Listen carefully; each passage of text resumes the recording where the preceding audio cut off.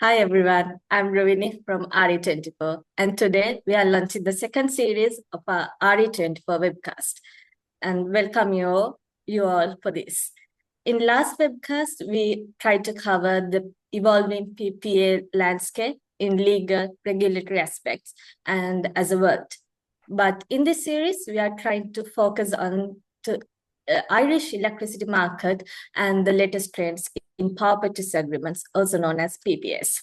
So I'm here with Dan Tennakoon, our very own founder and CEO of RE24, also a renewable energy expert. Hi Dan, how are you today? Hi, Ruwini. I'm very good, very good, very good to speak to you.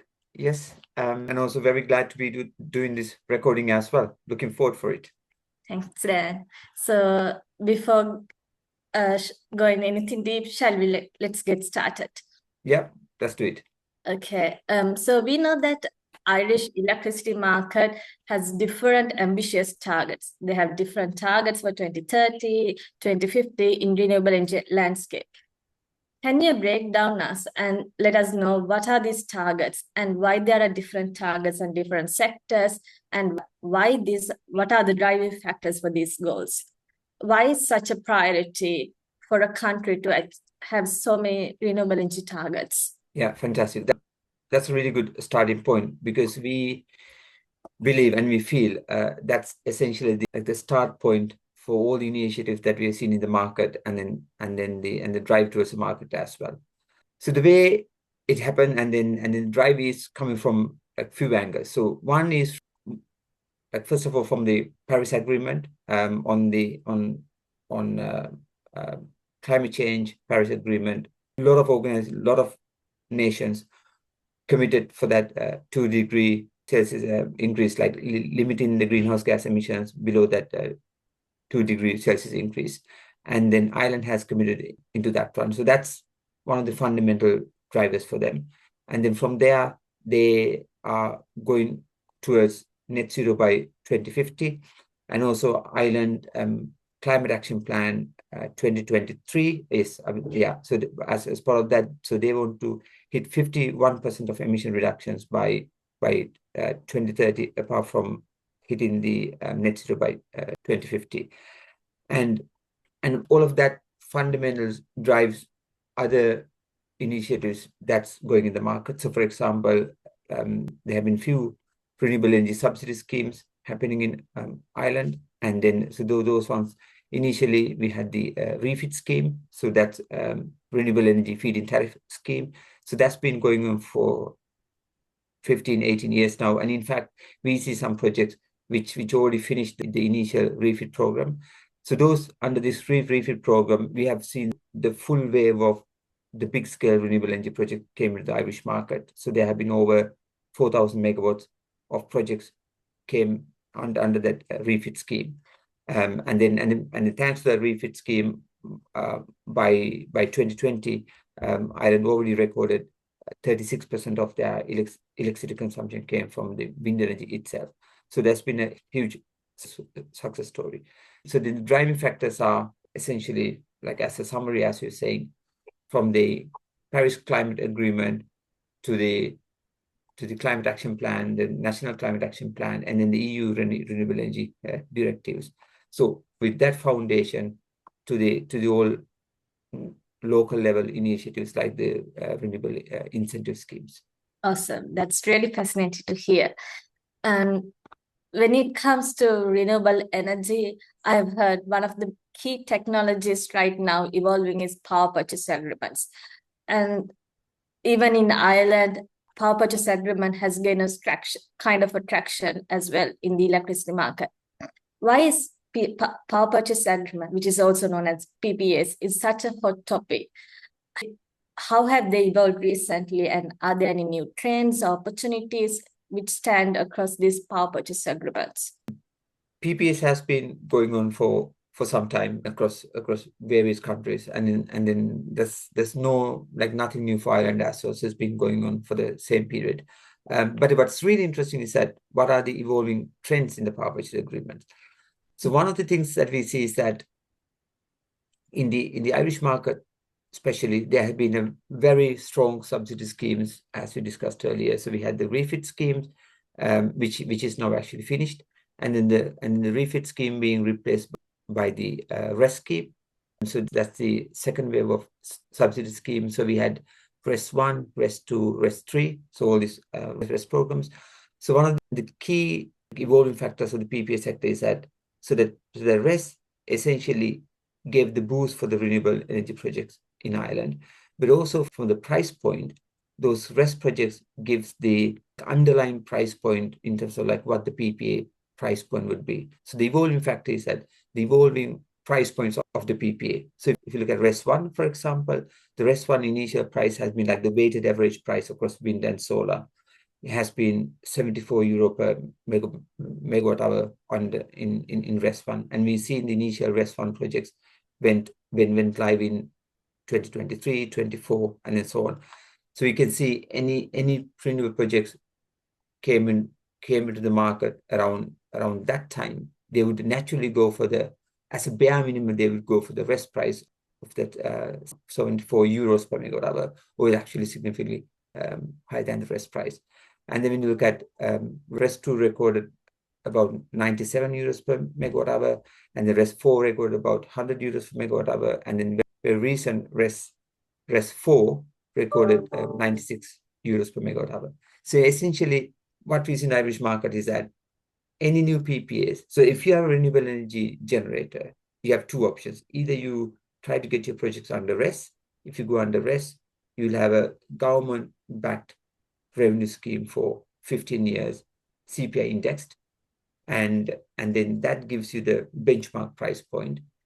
Or you can go for PPA. So if people are going for PPA, so naturally the PPA price is aligned with the REST price. So the kind of latest being around that 96, 100 euro per megawatt hour. So that's the like one of the key driving factors. But then I'm just thinking like also on the evolving PPA trends as such. So then when you look at also from the structuring side of the PPAs as well. So previously we have seen just the solar PPAs only, and now we see the kind of hybrid PPAs where we have number of technologies linked up together. So the solar PPAs with batteries. So again, relatively newer. That's an evolving trend. And then also in the market we have seen some short-term PPAs comes in place as well. Short-term, the corporate PPAs, not the merchant PPAs, because for the merchant PPAs it's a bit common for the short-term, but in the corporate PPAs. And then also, like RE24, what we do is that we aggregate PPAs. So we are a marketplace for PPAs. So we see one of the evolving trends is that so we have that PPA marketplace common in like becoming common in Ireland as well. And the very last, one of the latest things is which is also our bread and butter is around that 24/7 renewables PPA. So that's very new, very nascent market as such. But we see the market is talking about it, and then service providers like us, we are doing that as well. So that's one of the latest trends in the PPA market. And we believe some of those like hybrid PPAs and then 24/7 PPAs, we believe them to be mainstream in the next 2 or 3 years or so. That's a very long answer, by the way. So I hope you gathered it. Yeah, that is really informative, like learning about some shifts in how PPA market work. So you mentioned that there are different trends in electricity market, marketplace, and even in PPAs, different sectors are there. So I believe if all these things need to be run by different key market players as well. So from my initial instinct would be the key market players would be energy buyers and energy developers in this electricity market. And if they are the key players, if I'm true, what would be their role in this electricity market? How can they speed up the power purchase agreements, and how can they work together in this industry? You're absolutely right. So those are the two main players as such. And then when you look at their role, it's actually, how do you say, we can see these commonalities around across other EU countries and then UK as well. So it's not very specific to Ireland as such. But if you look at the corporate buyers, so essentially from the corporate buyers, one of the key things that they drive is that they drive the demand for the renewable energy, because thanks to this PPAs and thanks to the corporate buyers, there is a separate demand stream for the renewable energy, because otherwise it'll be the standard subsidy scheme. So that's one of the kind of the fundamental things that the corporate buyers are doing in the sector, driving the demand for the renewables.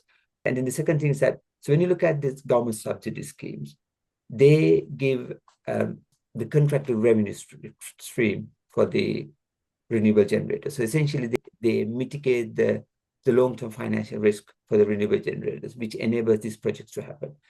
And that's exactly what the corporate buyers are doing as well. When they go for long-term contracts, so they mitigate that financial risk for the renewable generators and making the renewable projects to happen.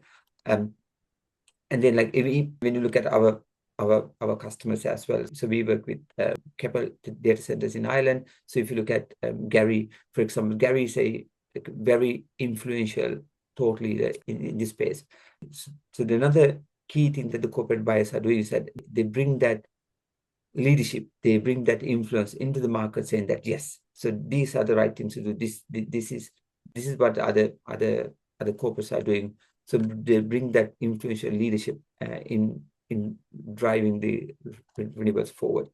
And maybe the last is that, so with the corporate buyers, they actually promote innovation in the sector as well. So when I mean innovation is that, so even with this 24/7, it's a very nascent market. But then again, thanks to our corporate customers, the buyers, they stand firm in a position that no, so they don't want just renewable energy for their annual consumption, but they need renewable energy for real time. So they need renewable energy to match their hourly demand.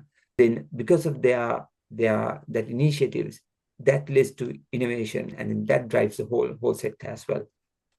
So yes, so in a way, so the corporate buyers, they drive demand, they mitigate risk for the renewable generators, and they drive innovation, and then they give that leadership into the sector. And then, and a bit similarly for the renewable generators as well. So the renewable developers too. And so the renewable developers, they get financing for the renewable projects, and because they put money upfront on those projects will happen, and then things like the wider macroeconomics aside. So it's build the entire how to say knowledge base around that, key skill sets, competencies around that renewable energy space, and that's all thanks to the renewable developers, and they actually bring up competitive solutions and competitive structures into the market as well. So sometimes we call it like different PPA structures, that pay as generated PPA structure, or it could be based on PPA structures. So those structures, new innovative structures, come from the renewable developers. So that's one of the key value addition from them. And then if I'm to mention like two other factors, the renewable developers, they bring more innovation from the technical angle, from technology. So they bring more innovations on the grid sector, what they can do with the constrained grid, what are the solutions that they can do. So for example, when initially, I'm talking like 10 years ago, it was just solar projects only. And then the developers have seen the construction on the grid, and they want to get the best out of their solar projects. And they are the one who came up with the battery storage, and they started applying for planning for battery storage, getting the grid connection for the battery storage. The first projects almost constructed without having any batteries on the ground, but only getting the planning and the grid. But in the later, they actually start building the battery projects as well. So all that innovation was led by the renewable developers. And then very last is that they simply scale up. Previously, we have seen only 5 megawatts, 10 megawatts projects, and then we have seen 50 megawatts projects. And now we've seen 200, 300 megawatts projects easily. So essentially, they scale up the renewable energy projects, and then that scale go significantly bigger in the corporate buyer space rather than on the subsidy space. Yeah. Yeah, so essentially, mutual interest and mutual advantages help the companies to work together and speed up this PPA market. Is that Yes. so? Yes. So I have one more question from the discussions which we had. You have mentioned that Irish electricity market have all, and then again there's another product called PPAs. Why energy developers, energy buyers need to go to PPAs rather than RES schemes? Yes, that's a really interesting point. So why do they have to do it? It's partly it's needed for the scalability as well. Because if you look at the REST schemes, essentially subsidy schemes, either they come from the taxpayers' money, or essentially that subsidies eventually get passed across to the final bill payers. And because of that, so there is a limitation that government can push with the REST. So one of the key reasons why the renewable developers are going for outside the subsidy schemes is that once they gain the competencies, know-how, and have the workforce and get the finance as well, they need to scale. And they can't scale with the subsidy schemes because there is a limitation, there's a ceiling. But if you go for the corporate world, if you go for the PPAs, then that's a huge opportunity for them. Essentially, that's a fantastic opportunity for them to scale up. So that's one of the key driving factors. And also if you go for the projects like REST, there are certain, how do you say, timelines, the windows that you can go with the REST scheme, getting them qualified, getting them deployed, etc. Whereas if you go for the PPA, essentially there is no specific timeline as such. It's a bit like the American dream in a way. So essentially, more you work hard, more you make it happen, and then you can get them contracted, and then you can make it happen. So essentially, it enables their potential. So full authority and the ability to expand helps to go for PPA over RES. Yes. Yeah. Awesome. So as of now, we can understand that PPA seems like a big deal, even in Irish electricity market. And also it helps to clean energy, it helps to promote clean energy as well. So can you explain how exactly they are helping to switch to low carbon energy? Are there any benefits to bring with PPAs in this low carbon energy electricity market? Yeah, I mean, there are loads of benefits. That's exactly why we're doing it. As we were saying earlier, so like first and foremost is to reduce emissions, obviously, right? So we do that, but also then on to, like, as part of that is to decarbonize the grid as well. So when we decarbonize grid, so there's all the benefits comes with that. And then like how do you, yeah. So they more from the other angle as well. So those PPAs, so they are those projects, they finance the renewable energy projects. So with finance to the renewable energy projects, we get more projects on the ground, we create more jobs, we create more like wider low carbon economy with that one. And then even though we don't talk about it much actually, so a lot of those renewable energy projects, almost like all the new ones, and then it's been going for some time now, renewable energy projects, they have the community benefit funds attached to them. So it's essentially those renewable energy projects, not just they add green electrons into the grid, but also they do other tangible positive things into the local communities that they operate as well.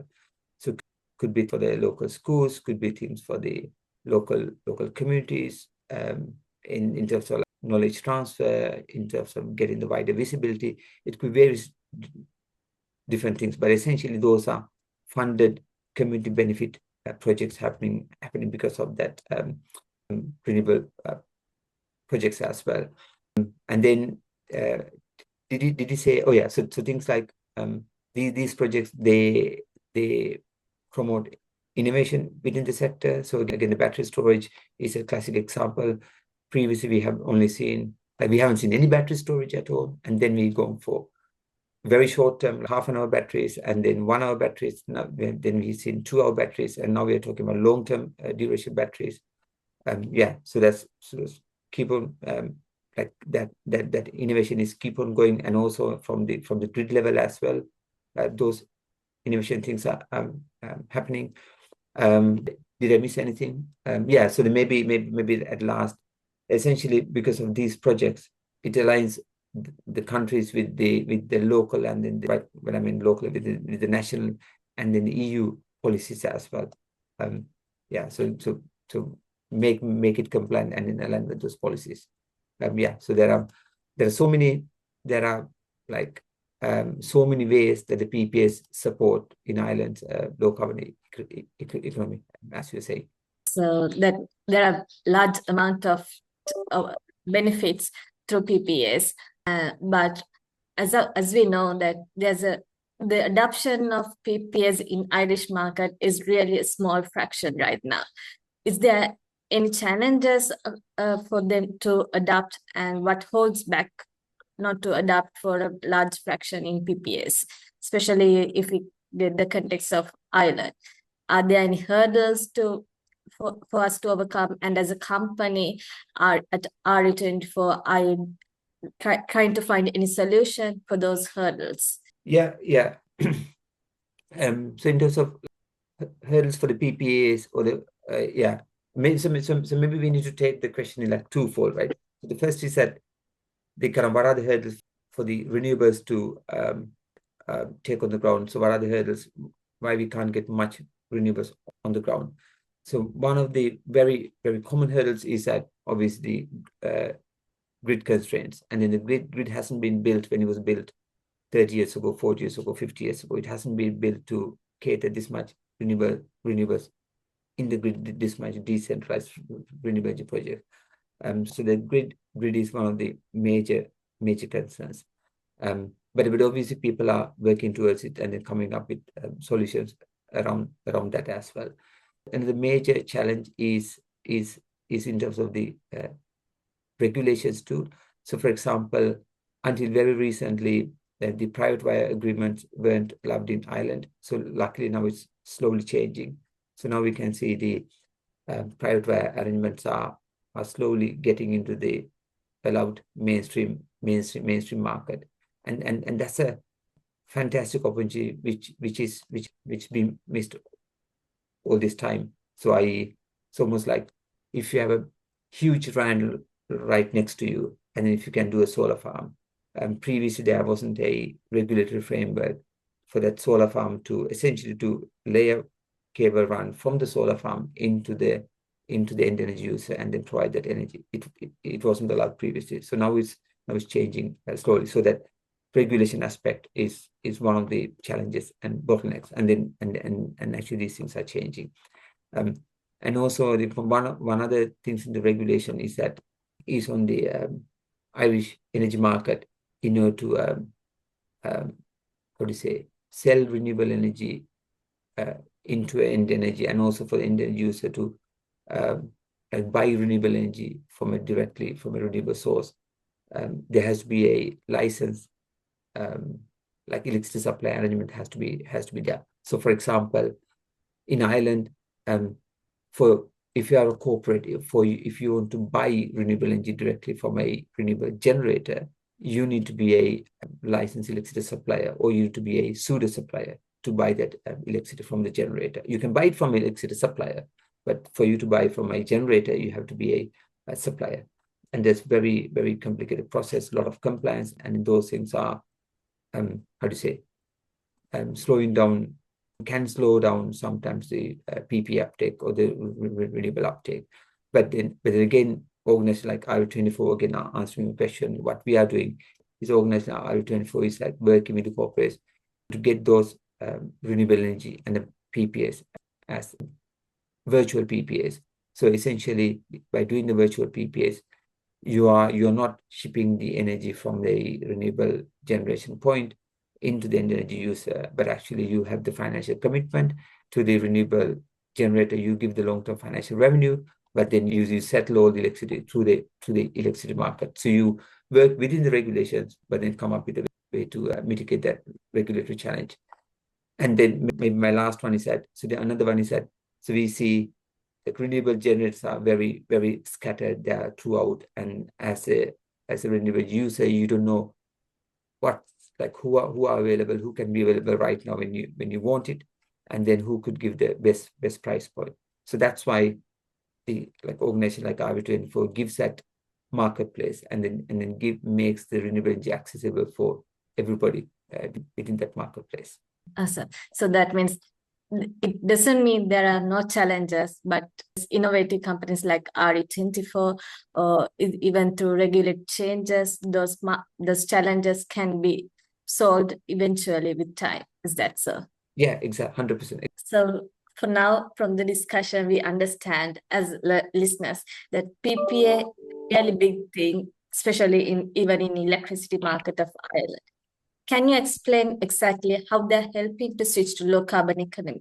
Are they really helping for this? And what are the key benefits they bring to the table with these PPAs and low carbon economy, etc.? Well, yeah, very good question. And my head was saying, when you answered the question, I was saying, like, goodness me, of course they do. Yes. So how they do is that one of the obvious ones is that they essentially finance the renewable energy projects. So, like, how?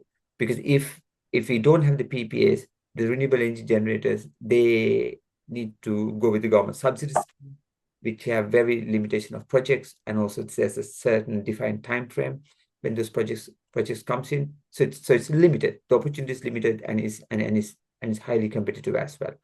But so with the PPAs, it actually gives them the opportunity to do the projects with their speed and also scale up. So the PPAs, so one of the key ways that how PPAs support is that they actually finance the renewable energy projects in a very big scale.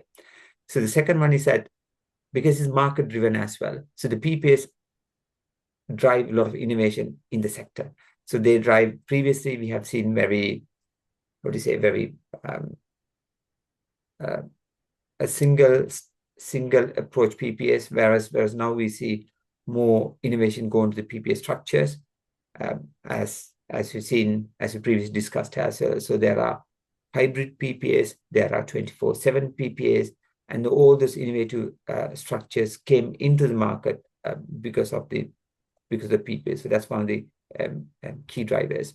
And then because all of that is happening, so obviously that helps corporates eventually to decarbonize their electricity consumption, to make their scope 2 emission zero, and then all the supply chain down in the corporate sector as well. It helps them to reduce their emissions. So for example, like across the supply chain, right? So if I'm a supermarket, I get a PPA for my own electricity consumption. So that with that, I reduce my scope 2 emissions. But then there's a bakery who produces all my bakery items, and then they get a PPA as well. So they reduce their emissions, which means I reduce my scope 3 emissions as a supermarket. So in a way, the PPAs enable all that sector to decarbonize and then getting the corporates to meet their sustainability goals. And then the PPAs help decarbonize the grid, because obviously more renewables comes to the grid, and then it gets decarbonized. Simply the list actually goes on, but I just say like couple of things quickly. And also the PPAs, very interestingly, PPAs actually help reduce the constraints on the grid as well, because when they're like constrained on the grid, there's a certain limit of things that the grid can take, whereas with the PPAs, renewable generators do battery projects with solar, or with battery projects with wind, and then essentially with that technology mix, they can help the grid to manage the grid constraints, and more importantly, the PPAs help the wastage of renewable energy as well with that hybrid of technologies.